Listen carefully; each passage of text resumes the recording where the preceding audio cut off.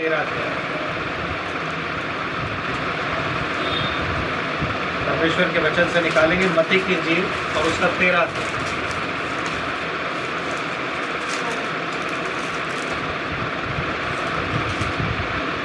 उसकी 33 आयत आपके सामने पढ़ता हूँ। यहाँ यूँ लिखा है, उसने एक और दृष्टांत उन्हें सुनाया कि स्वर्ग का राज्य खमीर के समान है, जिसको किसी स्त्री ने लेकर 3 पसेरी आटे में मिला दिया और होते होते वह सब खमीर हो गया। परमेश्वर की आशीष उसके पवित्र वचन के पढ़े और सुने जाने पर हो हम लोग बैठ जाते हैं। आमीन। परमेश्वर बात करता है, यीशु मसीह जब ये बात बोल रहा है मत्ती 13 में, कहता है कि परमेश्वर का राज्य उस खमीर के समान है। खमीर मतलब शिक्षा, क्योंकि वो क्या कहता है कि शास्त्री और फरीसियों के खमीर से चौकस है। आमीन। तो कहता है कि खमीर के समान है, जिसे एक स्त्री ने लेकर कितने आटे में 3 पसेरी आटे में मिलाया और होते होते सारा खमीर हो गया। आमीन। ठीक है जी। तो कहने का मतलब ये है कि एक ऐसी शिक्षा थी जिसे 3 पसेरी, आटा क्या होता है? आटा परमेश्वर के वचन को दर्शाता है। तो 3 पसेरी आटे का मतलब हमारे पास जो सुसमाचार हमें सुनाया गया उसके 3 अलग अलग स्टेजेस होते हैं, जिसमें से पहली स्टेज होती है धर्मीकरण, दूसरी स्टेज होती है शुद्धिकरण और तीसरी स्टेज होती है पवित्र आत्मा का बपतिस्मा। आमीन। तो ये 3 स्टेजेस में हमें सुसमाचार सुनाया जाता है। मतलब हम जब प्रभु यीशु मसीह के उस सुसमाचार को ग्रहण करते हैं और बपतिस्मा लेते हैं तो वो धर्मीकरण होता है, परमेश्वर हमें धर्मी ठहराता है।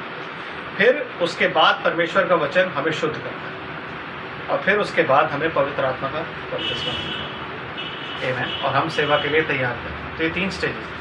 तो वो 3 पसेरी आटा था जिसके अंदर एक स्त्री ने क्या मिलाया? खमीर, एक शिक्षा मिलाई, और वो होते होते सारा का सारा आटा जो था वो खमीरा हो गया। खमीरा आपको पता है हम लोग खा भी नहीं सकते। और ये जो 7 दिनों का हमारा पर्व चल रहा है, जब से यीशु मसीह गया, जब से पहला कलीसिया काल शुरू हुआ तब से आज तक ये तो 7 दिनों का पर्व है। इसमें कहता है तुम में से कहीं भी तुम्हारे घर में खमीर ना हो। इसे कहता है अनअडल्टरेटेड वर्ड, मतलब वचन में कोई मिलावट नहीं। आमीन। तो कहता तुम्हारे घरों में कहीं भी खमीर ना मिले, जो कुछ भी तुम खाओगे वो अखमीरी होगा। तुम्हें जो रोटी खानी है वो अखमीरी है। ये जो हम रोटी आज खा रहे हैं ये अखमीरी रोटी है। तो जिस शिक्षा की यीशु मसीह ने बात की वहाँ पे, वो शिक्षा कौन सी शिक्षा थी ब्रदर? वो शिक्षा थी त्रिएक की शिक्षा, सिस्टर। आमीन। और वो क्या हुआ? वो त्रिएक की शिक्षा जब उसमें मिलाई गई तो वहाँ से एक नाम हटा के और आपको क्या नाम दिया गया? पिता, पुत्र और पवित्र आत्मा का। इसीलिए वो 3 पसेरी आटा जो था वो सारा खमीर हो गया और वो शिक्षा उसमें मिल गई। और आज आपको जो भी शिक्षा मिलती है या आप पाते हो वो शिक्षा किसकी होती है? आमीन।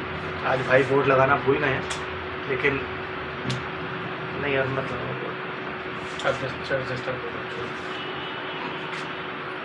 जब हम बोर्ड पे देख रहे थे तो बोर्ड पे कितने पशु थे, उस पशु के कितने सर थे? 7। आमीन। और वो 7 राज्य थे। 7 राज्य मैंने बारी बारी आपको बताया। 7वां राज्य मैंने आपको बताया वो क्या था? पागल रोग। इसे एस्टैब्लिश किया गया। आमीन। पहले कलीसिया काल में जब हमने इफसूस में पढ़ा था तो वो क्या था? एक आत्मा थी, एक काम थे। दूसरा जब हम पढ़ते हैं तो उसमें क्या था? शैतान की सभा। तीसरा जब हमने पढ़ा तो उसमें क्या था? तीसरे कलीसिया काल में वो डॉक्ट्रिन बन जाती है, शिक्षा। और बाय द टाइम वो चौथे तक पहुंचती है वो क्या बन जाता है? फॉल्स प्रॉफिट, झूठा भविष्यद्वक्ता। इसलिए कहता तो तुम्हारे बीच में बिलाम की शिक्षा है। बाइबल में एक ही प्रॉफिट जो बिलाम है उसको झूठा प्रॉफिट बोला गया। हालांकि सिदकिय्याह भी आहाब के विषय में भविष्यवाणी करता था, लेकिन जिस प्रॉफिट की बात यहाँ पे की गई है वो है बिलाम। क्यों? क्योंकि बिलाम ने पैसों के पीछे अपने उस दान को अपने उस परमेश्वर को ही बेच दिया। और वो क्या कर रहा था? इज़राइल को ही कर्ज कर रहा था। करने के लिए गया था। रीज़न ये है आमीन कि उसको ऐसा क्यों बोला गया है? क्योंकि वो इज़राइल को कर्ज करने गया था। और जब उससे वो चीज़ नहीं हुई संभव तो उसने अपने सूद शेयर उसको बाद में बोल देते हैं टोना। जब उससे वो चीज़ें नहीं ठीक हुई तो उसने टोने टोटके से फिर पता लगा के और इजराइलियों से वो गुनाह करवाया, जो गुनाह उनके मौत का कारण बन गया। आमीन। तो इसको क्या बोला जाता है? इसलिए इसको बोला जाता है झूठा भविष्यद्वक्ता, सूदसेयर, जिसने क्या किया, जिसने यीशु मसीह के वचन को मिक्स करके ये बताया कि हम एक ही हैं, और विश्वास ये दिलाया कि हमारी जो प्रार्थना है, हमारी जो पूजा है, हमारी जो आधार है, वो प्रभु यीशु मसीह है। आमीन। और जब उसने इस बात का उसको लोगों को विश्वास दिलाया, तो लोग जो उनमें के नहीं थे वो कॉन्स्टेंटीन की तरफ चले गए, और उन्होंने क्या किया, अपने आप को ऑर्गेनाइज कर दिया। और ऑर्गेनाइज करते ही वो कैसे हो गए, पढ़ते हैं प्रकाशित वाक्य की पुस्तक और उसका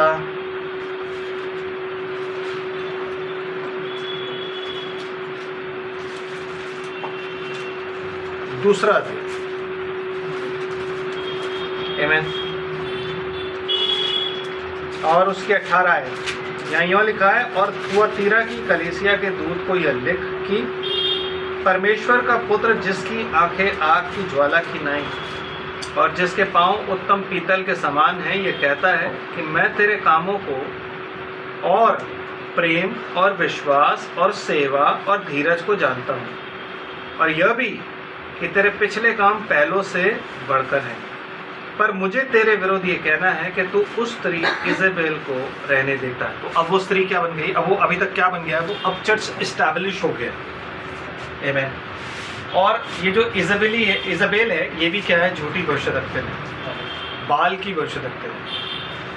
अगर आप जानते हो एलिया के बारे में अगर आपने पढ़ा है तो आपको बात मालूम होगी कि इसको इजेबेल क्यों बोला गया और उसको बिलाम क्यों बोला गया। बिलाम इसलिए कि उसने भरमा के चतुराई से इजराइलियों को अपने उस यज्ञ में शामिल करके और उनकी मौत का कारण वो बना। इजेबेल क्यों बोला है? अभी सोचा आपने, झूठी भविष्यद्वक्ता इजेबेल उसको क्यों बोला? नहीं, चर्च तो है वो ठीक है, लेकिन कारण क्या? नो ब्रदर, स्पिरिट भी है, वो भी ठीक है, कारण वो भी है, लेकिन एक मोस्ट इंपॉर्टेंट कारण क्या है? इजेबेल जो थी वो यहोवा के भविष्यद्वक्ताओं को मार देती थी। ब्रदर ये दरवाजा डिस्टर्ब कर। जो इजेबेल थी वो क्या करती थी? यहोवा के भविष्यद्वक्ताओं को मार देती थी। तो इस कलीसिया को, इस स्त्री को जब वो कहता है कि तू उस स्त्री इजेबेल को रहने देता है, तो उसका मतलब ये है कि वो क्या कर रहा है? वो उस स्त्री इजेबेल को जो वहाँ पे बैठी हुई है, उन्होंने एक्सेप्ट कर लिया है और वो उससे पीछे हट के चले गए। क्यों? क्योंकि वो स्त्री क्या करती है? जो उसकी बात नहीं मानते उनको मार देती है। और ये कब हो रहा है? तब जब दूसरी सील खुली, दूसरी मोहर खुली, और एक घोड़ा निकला जो कि लाल रंग का था, उस पर एक सवार बैठा है और उस सवार को एक तलवार दी गई और उसे क्या बोला? पृथ्वी पर से मेल उठा ले। जब आप यीशु मसीह का, जब आप मत्ती की इंजील और उसका 24 अध्याय पढ़ते हो तो वहाँ पे लिखा हुआ है आमीन कि पिता पुत्र को और पुत्र पिता को सब एक दूसरे को घात के लिए देंगे। वो टाइम ऐसा टाइम था, उन्हें बोलता है darkest time in the Christian history, जब मसीहों को चुन चुन के मारा गया। मसीह आमीन। जो कैथोलिक चर्च की शिक्षा थी, जो डॉक्ट्रिन थी, उस पर जो मेल नहीं खाते थे, जो कहते थे नहीं हम इस शिक्षा के विरोध में हैं क्योंकि ये शिक्षा बाइबल के अगेंस्ट है। उस टाइम में बाइबल तो नहीं थी, उस टाइम में ये बोला जाता था ये शिक्षा चेलों की शिक्षा के अगेंस्ट है, यीशु मसीह की शिक्षा के अगेंस्ट है। आमीन। तो उस शिक्षा के अगेंस्ट जो भी जाता था उसको मान लिया था। आमीन। तो क्या कहता है कि तू स्त्री इजेबेल को रहने देता है, जो क्या करती है? उस स्त्री इजेबेल को रहने देता है जो अपने आप को भविष्यद्वक्तिन कहती है। मैंने क्या बोला था? मैंने आपको पिछले चर्च में क्या बताया? बिलाम कहता है झूठा भविष्यद्वक्ता। जब उसकी क्राउनिंग हुई, he became vicar of Christ. Vicar of Christ तब नहीं था वो, लेकिन इच्छा यही थी कि मैं बनूं। वाइकार ऑफ क्राइस्ट का टाइटल उसको बहुत बाद में मिला है, लेकिन इच्छा यही थी कि मैं ये बनूं इन ल्यू ऑफ क्राइस्ट। और मसीह का आत्मा किसका आत्मा है? भविष्यवाणी का आत्मा। यीशु का आत्मा भविष्यवाणी का आत्मा है। तो वो क्या बन के बैठ के नीचे? झूठा भविष्यद्वक्ता। Amen. तो अब वो झूठा भविष्यवक्ता जब नीचे बन के बैठ गया है, तो जो चर्च होगा सो कॉल्ड, जो उसने एस्टैब्लिश किया है, वो उसकी वाइफ है। आप समझ रहे हो? यीशु मसीह अपने लिए दुल्हन तैयार कर रहा है, जो यीशु मसीह को अपना भविष्यवक्ता मानती है, जो यीशु मसीह को अपना सच्चा पति मानती है, वो उसका चर्च है। आमीन। लेकिन जब दूसरी ही जगह कोई और आदमी मसीह की जगह का खड़ा हो गया, तो उसकी भी तो दुल्हन है, जिसे ब्रदर ब्रनम कहते हैं कि सेटन्स ईडन। उसमें बताया उन्होंने कि सेटन अपनी एक तैयार कर रहा है ईडन, जिसमें उसकी अपनी ईव है, उसकी अपनी दुल्हन है।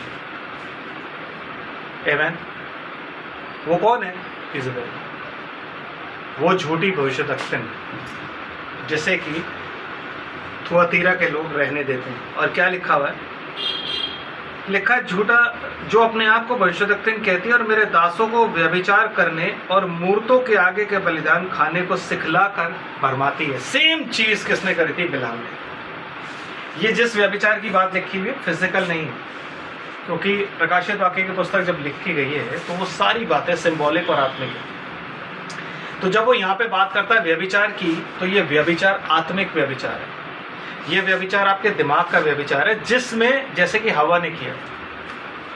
इससे पहले कि हवा शारीरिक रूप से व्यभिचार करे, आत्मिक रूप से कैसे? परमेश्वर के वचन से। जब उससे सर्प ने ये पूछा था कि क्या सचमुच परमेश्वर ने ये कहा है, तो जब उसने ये बात बोली तो उसके मन में एक डाउट डाला, और उस डाउट का आंसर उसने कैसे दिया? नहीं, हम खा सकते हैं।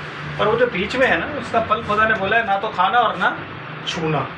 तो व्यभिचार क्या होता है? जब आप किसी भी बात को जो अपने दिमाग की उपज है या कोई आपको समझा रहा है, जब आप उसको परमेश्वर के साथ मिक्स करते हो, परमेश्वर के वचन के साथ, तो आप या तो उसमें बढ़ाते हो और या उसमें घटाते हो। समझे? तो हवा ने क्या किया? उसमें एक वर्ड बढ़ा दिया, और वो क्या था? हम छू भी नहीं सकते। और यही उसको चाहिए था। इसीलिए ब्रदर ब्रनम बड़े दावे के साथ कहते हैं कि आप शैतान के साथ ना वार्तालाप नहीं करो तो अच्छा है, आप उसे इग्नोर करो।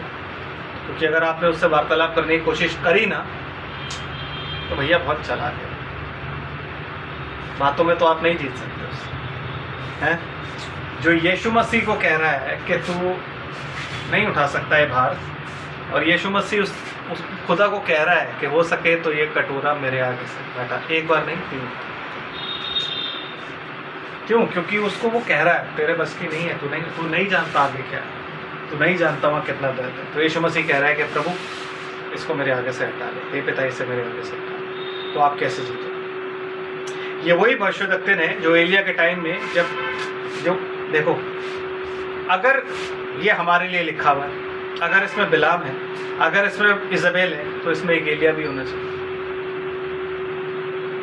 एक एलिया भी तो होना चाहिए। इज़बेल ने इज़राइल में क्या किया था? इज़बेल की जब शादी अहाब से हुई थी, तो उसने क्या किया? सबसे पहले जो यहोवा के जो भविष्यवक्ता थे उनको मारना शुरू किया। आमीन। उनको मार देती थी, और जो नहीं मरना चाहते थे उनको वो क्या करती थी? अपना भविष्यवक्ता बना लेती थी। तो वो क्या कर रही थी? वो इज़राइल में से परमेश्वर का नाम हटा रही थी, यहोवा का नाम, और उसने क्या कर दिया था? वहां पे बाल को स्थापित कर दिया था। ये भविष्यवक्ता कर रही थी, इज़बेल कर रही थी। इज़बेल एतबाल की बेटी थी। एतबाल उसके बाप का नाम था, जो बाल का पुजारी था, और इज़बेल उसकी बेटी थी। तो इज़बेल भी भविष्यवक्ता थी, लेकिन किसकी? बाल की। आमीन। समझ रहे हो? तो जब ये स्त्री इज़बेल चौथे कलीसिया काल में आती है, उस सील में आती है, तो इसने सबसे पहले क्या किया? व्यभिचार करवाना शुरू किया। और वो व्यभिचार कहाँ से शुरू हुआ था? 325 AD से। उसके बाद से व्यभिचार शुरू हुआ। उसके बाद से वो क्या करी थी? भक्तों को बुलाती थी, दासों को बुलाती थी परमेश्वर के, और उनको ये बताती थी कि हम भी तो यीशु मसीह की उपासना करते हैं। ये मूर्ति यीशु मसीह की तो है, ये मूर्ति माइकल की ही तो है, जो माइकल ऐसे तलवार लेके और सांप के ऊपर पैर रख के खड़ा। देखी वो मूर्ति आपने? हमने इसलिए देखी क्योंकि हमारे स्कूल में होती थी। हमारा स्कूल तो प्योर जेजुइट स्कूल था, तो हमारे हर कॉर्नर पे एक मूर्ति लगी होती है। तो वहाँ पे उसकी भी मूर्ति थी माइकल की, कि माइकल तलवार लेके और मार रहा है सर्प को, ड्रैगन को, बेसिकली सर्प भी नहीं, ड्रैगन को मार रहा है, ड्रैगन की मूर्ति। यस, तो वो सारी चीज़ें हमने देखी है। तो वो क्या दिखा, हमने मूर्ति से डिपेक्ट करना शुरू किया चीज़ों को, कि मूर्ति से समझो ये यीशु मसीह, ये कौन है, ये मरियम, यीशु मसीह मरियम से पैदा हुआ। अब ये हम सब देखो, आज हम समझते हैं इस बात को कि यीशु मसीह जब पैदा हुआ तो उसमें मरियम का कुछ नहीं था। आपको ये बात मालूम होनी चाहिए, वो सिर्फ मरियम से पैदा हुआ है। मरियम को खुदा ने एज एन इंक्यूबेटर यूज किया, ठीक है। मरियम का एक भी उसमें एग नहीं था। अगर होता तो यीशु मसीह पापी होता। यही रीज़न है कि कैथोलिक जब डॉक्ट्रिन आई, देखो कैथोलिक डॉक्ट्रिन का मतलब होता है लोग अच्छे हैं लेकिन सिस्टम और डॉक्ट्रिन जो थी वो खराब थी। उस डॉक्ट्रिन में उन्होंने क्या बताया कि जो मरियम थी वो इमैक्युलेट कंसेप्शन से पैदा हुई। इमैक्युलेट कंसेप्शन मतलब मरियम जब पैदा हुई थी तो वो माता पिता के संबंध से पैदा नहीं हुई थी, उसे खुदा ने ऐसे ही पैदा किया था, तो वो पवित्र थी। इसलिए उससे जो यीशु पैदा हुआ तो वो भी पवित्र था।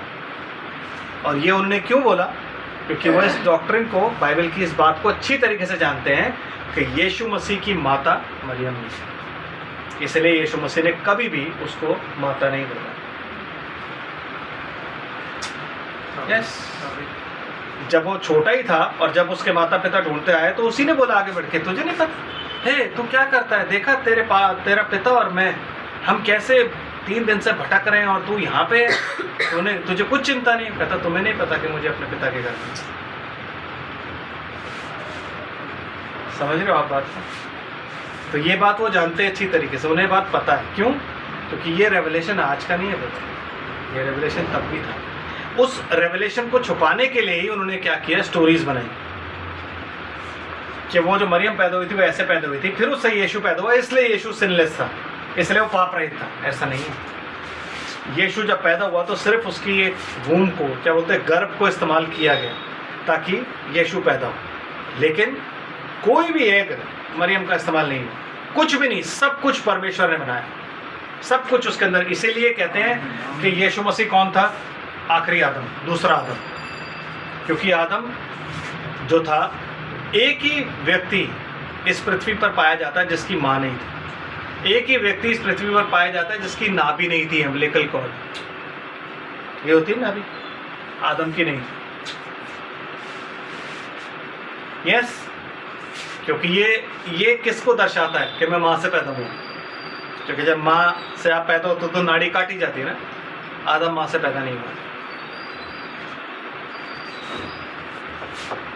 आमीन।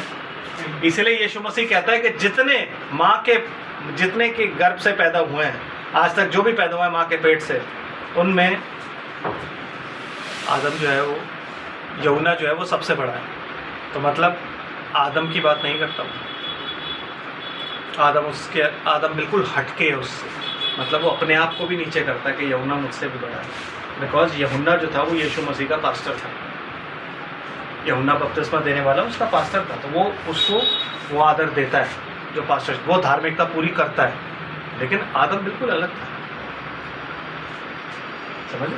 तो ये सारी बातें मालूम थी, मालूम होने के बाद क्या किया गया, इन बातों को घुमा दिया गया और हमें ये सिखाया गया कि ऐसे नहीं, ऐसे। और क्या दिया गया, मूर्तियां दी।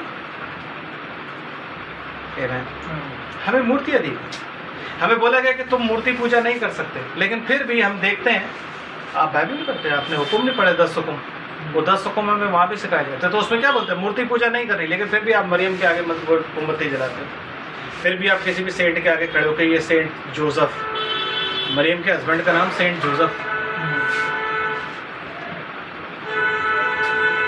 है। समझ आ रहा है? आपको पता है जोसेफ कब मरा? अभी यीशु मसीह छोटा ही था कि जोसेफ मर गया ब्रदर। जोसेफ मतलब ज़्यादा बर्दाश्त नहीं कर पाया लोगों की बातें, ये तो शादी से पहले गर्भवती थी, ये इसका बेटा नहीं है, ये हमसे झूठ बोलता है। वो मर गया और वो क्या बन गया, सेंट जोसेफ। फीस्ट होती है सेंट जोसेफ के बर्थडे की फीस्ट। पता नहीं बर्थडे कहाँ से उनको पता लग गया कि आज के दिन जन्मदिन है, उसकी फीस्ट है। यस ब्रदर एंड सिस्टर, ये सारी चीज़ें वो शिक्षाएं हैं, वो व्यभिचार है जो उसने हमसे करवाया। क्या? परमेश्वर के वचन को किसमें मिला दिया? ट्रेडिशन में। यीशु मसीह पैदा हुआ है, हम जानते हैं, आप जानते हो यीशु मसीह पैदा हुआ है। अब आपको नहीं पता यीशु मसीह कभी तो पैदा हुआ, हमें सेलिब्रेट करना चाहिए क्योंकि वो हमारा उद्धार करता था, है कि नहीं ब्रदर? हमारा उद्धार करता पैदा हुआ है तो हमें सेलिब्रेट करना चाहिए। क्यों? ये हमारे लिए बहुत बड़ी बात है कि हमारा उद्धार करता पैदा हुआ। जिस क्रूस की सुसमाचार जो क्रूस का था वो उन्होंने वाइप आउट कर दिया। उन्होंने क्रूस से बढ़कर किसको बढ़ावा दे दिया? जन्म, बर्थ। आमेन। उस बर्थ को, उस जन्म को बढ़ावा दे कि वो हमें करना चाहिए, जबकि हमारे लिए क्या उत्पन्न हुआ था? एक बालक। प्रोफेसी तो यही थी। और हमें पुत्र दिया गया किस दिन? जिस दिन उसका बपतिस्मा हुआ। उससे पहले हमें पुत्र नहीं दिया गया। उसी दिन परमेश्वर ने बोला ये मेरा प्रिय पुत्र है जिसमें मैं प्रसन्न हूँ। उससे पहले उसने कभी नहीं बोला कि ये मेरा प्रिय पुत्र है ना। लेकिन हमें क्या दिखा? क्रिसमस होना चाहिए। कब होना चाहिए? मौसम थोड़ा ठंडा, थोड़ा वैसा, ताकि सेलिब्रेशन में मज़ा आए। ईस्टर सेलिब्रेट बहुत कम लोग इसलिए भी करते हैं क्योंकि गर्मियों में इतना मज़ा नहीं आता, लेकिन क्रिसमस में मज़ा होता है। फिर उसको सेंसेशनल बनाया गया, उसमें चीज़ें डाली गई, उसको कमर्शियलाइज किया गया कि आप अपने घर सजाओ, आप ये करो, आप वो करो, आप ऐसा करो, आप ऐसा करो। और हमें पता ही नहीं कि वो उस टाइम में वो लोग जो थे क्या करते थे? सूर्य की पूजा। क्यों? क्योंकि 22-21 तारीख को शायद सबसे छोटा दिन होता था और 23 तारीख से या 24 तारीख से दिन बड़े होने शुरू हो जाते, तो वो सूरज का रीबर्थ होता था। समझ रहे? यस। तो वो रीबर्थ होता था सूरज का। और उस टाइम में 12 दिन होते थे उनमें, ये भी मैं आपको बता दूँ। ओल्ड डेज जिन्हें बोले जाता है, उन 12 दिनों में वहाँ सर्कस होती थी। किस किसने रोमन सर्कस देखी है ना? बचपन में हम सब ने देखे रोमन सर्कस, वहीं से ही आई। उस टाइम में सर्कस चलती थी वहाँ पे 10 दिन फुल जश्न। आमेन। ये वे विचार आपको सिखाया गया, ये वे विचार आपसे कराया गया कि आप शाम को ही क्यों चाहते हो कि हम होली कम्युनियन करें। देखो खुदा तो हर जगह हर समय, हम सुबह करते हैं, बेशक वो सफ़र है लेकिन हम सुबह करते हैं। क्यों? क्योंकि फिर शाम को लोगों को रेस्ट करना होता है, एक छुट्टी। हम वो 7वां दिन आप जो कहते हो, वो 7वां दिन कौन सा दिन है? क्यों? क्योंकि चेले तो कभी भी मिलते थे, चेलों के लिए कोई 7वां पहला दिन नहीं होता था। बाइबल में क्या लिखा है? चेले प्रतिदिन घर घर रोटी तोड़ते थे, है ना? तो चेलों के लिए there was no Sunday, there was no Monday, there was no Tuesday. वो बस ये जानते थे कि हमें मिलना है, हम मिल गए और शुरू। आमेन। लेकिन हमें संडे किसने दिया? क्यों? क्योंकि उस दिन संडे होता था। सूर्य की सबसे पहला दिन सूर्य की पूजा, सूर्य को डेडिकेटेड था। तो वर्शिप कब हो गई? Early morning. 6 बजे पहली मास, 8 बजे दूसरी मास और करीब 9:30-10 बजे तीसरी मास, और उसी टाइम भी होली कम्युनियन। समझ रहे हो? ये सब चीज़ें आपको किसने दी? इन्होंने। ये शिक्षाएं आपको किसने दी कि आप स्वर्गदूतों की पूजा करो? क्यों? क्योंकि आपको ये बताया गया कि माइकल जो है ना वो बहुत ज़बरदस्त बंदा था, उसने शैतान को हराया। आप जानते क्या हो माइकल के बारे में? आमेन। आपके घरों से इन लोगों ने मूर्तियां निकाल दी और आपको मूर्ति पूजने के लिए अब चर्च जाना है। यही तो सिखाया भाई, यही तो सिखाया कि ये जो मूर्ति है ये मूर्ति नहीं पूजनी है। आपके घरों में मूर्तियां नहीं होनी चाहिए। आप चर्च आओ, चर्च में आपको मूर्ति मिलेगी फादर, चर्च में आपको मूर्ति मिलेगी कार्डिनल, चर्च में आपको मूर्ति मिलेगी बिशप, जो कि बिल्कुल साफ़ सुथरी और वाइट होगी। वही वाइट हॉर्स जो फर्स्ट सील, पहली मोहर खुलने पर निकला था, प्योर वाइट, जिसे देख के आपको लगेगा ऐसा नहीं है यार, ये लोग बहुत क्या बात करो, झूठ बोलते हो, बकवास करते हो आप। इतना अच्छा कोई हो सकता है कि उसने सब लोगों के लिए स्कूल खुलवाए? हो सकता है कोई स्कूल खुलवाए, कॉलेजेस खुलवाए, हॉस्पिटल्स खुलवाए, नौकरियां दी ब्रदर, हर तरीके से फैसिलिटेट किया आपको, आप उनको गलत कह रहे हो, बट बाइबल कहती है तुम ये भी करते रहते हो और उसे भी न छोड़ते। क्योंकि यीशु मसीह का हुक्म क्या था? कोढ़ियों को चंगा करो, बीमारों पर हाथ रखो, नाशक वस्तुएं पीछे कुछ नहीं होगा, सुसमाचार प्रचार करो। आमीन। कमीशन तो यही है ना ब्रदर? कमीशन तो यही है। यीशु मसीह ने कभी नहीं बोला, कहता जिसके पास अपने साथ क्या झोली बटुआ ये सब चीज़ें मत लेना, बोला नहीं बोला उसने? बोला ना। तो आज झोली और बटुआ कैसे है सबके पास? एक नहीं, आज तो 10-10 बटुए होंगे। एक ही बटुआ इतना बड़ा है कि उसमें पता नहीं कितना माल आ जाए। तो आप यीशु मसीह का कौन सा कमीशन मांग रहे हो? कौन सी बात मान रहे हो जिसमें यीशु मसीह ने सिर्फ अपने लोगों को, जो उसके सच्चे सेवक होते हैं, वो बटुआ लेके नहीं चलते ब्रदर, झोली लेके नहीं चलते। आमीन। एक जोड़ी जूते लेके चलते हैं ब्रदर। तो आप कौन सा खुदा को मानते हो? कि आपके पास प्राइवेट जेट है, आपके पास इतना बड़ा तंबू है जहाँ पे आप टेंट लगा रहे हो, आपके पास जने क्या है, आपके पास और पता नहीं क्या क्या लैविश चीज़ें हैं। कौन सा गॉस्पेल प्रीच कर रहे हो और कौन सा गॉस्पेल सिखा रहे हो? ब्रदर एंड सिस्टर, धोखा है। यही व्यभिचार है जो उसने करवाया, यही फैसिलिटेट उसने किया, यही चीज़ उसने बताई। लेकिन जो सच्चे भक्त थे ना, वो अलग हो गए। उन्हें पता था कि हमें दुख उठाना है, मसीह के दुखों में सहभागी होना है। उन्हें पता था कि पतरस ने बात बोली थी कि सोना चांदी मेरे पास नहीं है, जो है मैं तुझे देता हूँ, यीशु मसीह के नाम में उठ और चलते। और वहाँ क्या हो रहा था? बात बात पे यीशु मसीह क्या कहता है? मेरे नाम की खातिर दुख उठाते उठाते तू थका नहीं। मेरे नाम की खातिर, मेरे नाम में तू आज, मेरे नाम में क्यों? प्रॉब्लम ही नाम की थी, नाम हटाना है। क्यों? क्योंकि वो औरत क्या कर रही है? उस आटे में जो कि 3 पसेरी है, वो खमीर मिला रही है। यस। तो क्या कहता है उसमें? और थोड़ा सा आगे चलते हैं तो, और बलिदान खाने को सिखलाकर भरमाती है। 21 आयत, मैंने उसको मन फिराने के लिए अवसर दिया, पर वह अपने व्यभिचार से मन फिराना नहीं चाहती। क्यों? क्योंकि वहां पे जो चीजें लाविश मिली हुई है ना, वो कहती है भाई कौन मन फिराएगा? यही लोग हैं जो कहते हैं मसीह, बाइबल में लिखा है, आपने पढ़ा बाइबल में, कि उस समय में लोग कहेंगे कहाँ रहा मसीह, कहाँ ना? जब से बाप दादे चले आ रहे सब कुछ यूँ ही चला आ रहा है। कौन कहता है? मालूम है आपको? मालूम है कौन सा चर्च कहता है? कैथलिक। वो नहीं मानते कि यीशु मसीह आएगा, क्योंकि उनके लिए तो बैठा हुआ। यस, वो लोग नहीं कहते यीशु मसीह आएगा, वो रैप्चर को नहीं मानते, तो मिलेनियम में। आमीन। उनके हिसाब से वो मिलेनियम में जी रहे हैं। उन्हें यही नहीं पता कि वो मिलेनियम में है या कहाँ है। आमीन। देख, मैं उनको खाट पर डालता हूँ जो उसके साथ व्यभिचार करते हैं। यदि वे भी उसके से कामों से मन ना फिराएंगे तो उन्हें बड़े कलेश में डालूंगा। The great revelation. ये जितने भी चर्च एजेस के मैसेजेस हैं ना, अगर कोई इंसान कहता है कि ये हमारे लिए नहीं है, अगर कोई इंसान ये कहता है, कोई प्रचारक ये कहता है कि ये एशिया माइनर के चर्चेस के लिए भेजा गया था, तो ये बात कैसे पूरी होती है वहाँ पे कि मैं उन्हें बड़े कलेश में डालूंगा? क्योंकि फिर ये तो यूहन्ना ने लगभग ईस्वी 96 में लिख कर और भेज दिया हर जगह, तो उनको बड़े कलेश में कैसे डालेगा? 2000 साल पहले तो लोग मर गए, वो तो बड़े कलेश में कैसे जाएंगे? नो ब्रदर, ये मैसेजेस इन 2000 सालों में उन चर्चेस के लिए है जो परमेश्वर ने अपनी दुल्हन के रूप में, जो यीशु मसीह की दुल्हन के रूप में बाहर निकाले गए। ये वो कलीसिया है, कॉल्ड आउट पीपल, उनको बताया गया।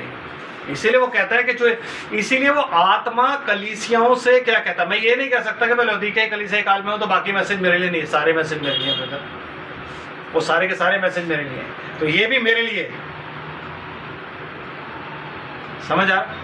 ये मैसेज भी किसके लिए? ये मैसेज भी मेरे लिए। आमीन। मैं इस स्त्री को जब तक मैं पहचानूंगा नहीं, क्योंकि वो क्या कहता है? आत्माओं को परखो, हर एक आत्मा की प्रतीति ना करो। ये अपना रूप बदल रहा है, बस सवार सिर्फ घोड़ा बदल रहा है, मास्क चेंज कर रहा है। पहले वो कौन था? सफेद, आज क्या हो गया? लाल। स्पिरिट सेम है, स्पिरिट सेम है, पहले बड़ी शांति के साथ आई, एक झूठे कवनेंट के साथ आई, और आज क्या कहती है कि अगर तुम मेरी बात मानोगे तो ठीक, नहीं मानोगे तो तुम्हें मार दूंगी। और हमारा वही चर्च है जिसने आज की डेट में इस बात को एडमिट किया है कि लगभग 6,80,000 हमने लोग मारे हैं मसीह। 6,80,000 अपने मुंह से कह रहे हैं कि हमने मारे। फॉक्सेस बुक ऑफ मार्टर्स में लिखा है कि हमने 6,80,000 मारे। ये अपने मुंह से कह रहे हैं, जिनकी गिनती नहीं है वो तो पता नहीं कितने हैं। तो ये कौन है? ये यही लोग हैं, ये यही सिस्टम है, लोग नहीं है, सिस्टम है। और उनमें तो लोग फंसे हुए, उस सिस्टम में लोग फंसे हुए। आमीन। और लोग चाहते हैं वहां से निकलना, लेकिन क्या है, उसके टोने ने सबको भरमा रखा। ब्रदर, बड़ा खराब टोन है उसका। इस स्त्री को थोड़ा बेहतर तरीके से जानने के लिए हम चलते हैं प्रकाशित वाक्य की पुस्तक, उसका 17 अध्याय निकालते हैं, क्योंकि बड़ा जरूरी है इसको गौर से जानना कि आखिर ये स्त्री है कौन, चाहती क्या है। आमीन। और जिन 7 स्वर्गदूतों के पास वे 7 कटोरे थे, उनमें से एक ने आकर मुझसे ये कहा कि इधर आ, मैं तुझे उस बड़ी वैश्या का दंड दिखाऊं जो बहुत से पानियों पर बैठी हुई है। आमीन। तो एक स्त्री है जो कहाँ बैठी हुई है? पानियों पर बैठी हुई है। समझ? वो पानियों पर बैठी हुई है। और आगे चलते हैं, क्या लिखा है? जिसके नाम पृथ्वी के राजा, जिसके साथ पृथ्वी के राजाओं ने व्यभिचार जिसके साथ पृथ्वी के राजाओं ने व्यभिचार किया और पृथ्वी के रहने वाले उसके व्यभिचार की मदिरा से मतवाले हो गए थे। अब आप समझे, जो अभी हमने प्रकाशित वाक्य 2 अध्याय में पढ़ा, वही चीज यहाँ पे लिखी हुई है कि वो क्या करती है, इज़ेबेल है, और वो मेरे दासों को मूर्तों के आगे बलिदान करना और व्यभिचार सिखाती है। और प्रभु यीशु मसीह क्या कह रहे हैं कि मैं उसे खाट पर डालूंगा। पढ़िए ब्रदर, आप निकालिए प्रकाशित वाक्य और उसका 2 अध्याय।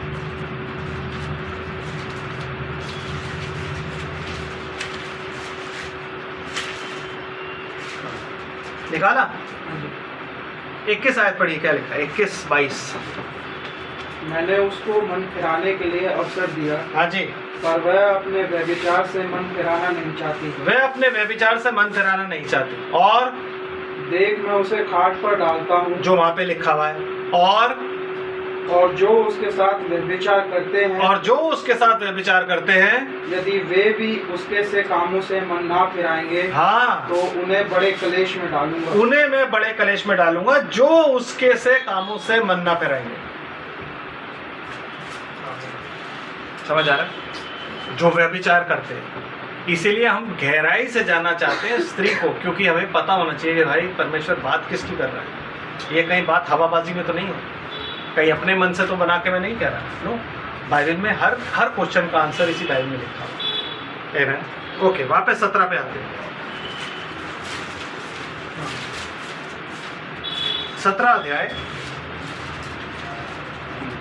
आमीन। दूसरी आयत, नहीं तीसरी नहीं, दूसरी दोबारा पढ़ेंगे। दूसरी आयत भाई पढ़िए प्लीज जरा। जिसके साथ पृथ्वी के राजाओं ने व्यभिचार किया, हाँ, और पृथ्वी के रहने वाले उसके व्यभिचार की मदिरा से मतवाले हो गए थे। मतवाले हो गए थे। आमीन। एकदम मतवाले थे, मतलब उनको होश नहीं था। तो यीशु मसीह क्या कहता है? यीशु मसीह क्या कहता है? 3 चीजें हैं कि आप रैप्चर मिस करोगे। पहला, मतवालापन, मतलब इतने आप रिलीजियस हो कि आपको होश नहीं। ये उनके बारे में लिखा हुआ है जो लोग रिलीजियस दिखाते हैं अपने आप, मतवाले हो गए, कि उनको पता है कि भाई ये चर्च में है, हम अपनी डिनोमिनेशन में है, डिनोमिनेशन ने हमें वायदा कर रखा है कि तुम नहीं मरोगे, जिस दिन यीशु मसीह आएगा तुम जिंदा होगे, तुम देखोगे, तुम्हें लेने आएगा, ये होगा, केओस होगा। ये सारी कहानियों पर वो विश्वास करते हैं। तो मतवाले कुछ है खुमार में, और वो खुमार भी यही है। और जो तीसरी जनरेशन है वो है जीवन की चिंताओं से सुस्त हो गई। आप समझ रहे हो बात?